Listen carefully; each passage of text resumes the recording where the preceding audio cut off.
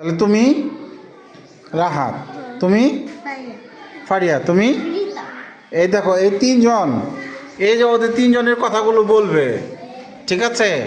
প্রথমে রাহাত বলো। Rahat. Good evening Faria. Good evening Rahat. বাহ, তাহলে কেউ গুড ইভিনিং বললে গুড ইভিনিং বলতে হয়। হ্যাঁ, ঠিক আছে। ও আচ্ছা, ওই রাহাত রিতাকে চিনে না, এর জন্য বলছে কি, আবার বলো। Who is she. এখন তুমি পরিচয় করে দাও।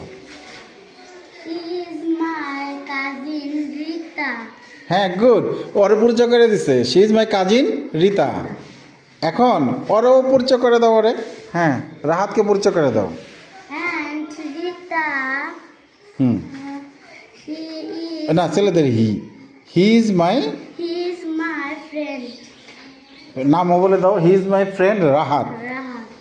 তাহলে এবার পরিচয় করে দিল কাকে? রাহাতকে।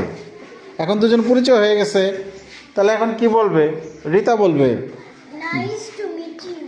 বাহ, নাইস টু মিট ইউ, খুব ভালো বলেছো। হ্যাঁ, nice meet you too. Nice meeting you too বলো। Nice meeting you too.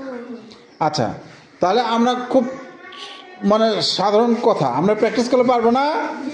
আচ্ছা, ওদের তিনজনের জন্য একটা হাততালি দাও জোরে।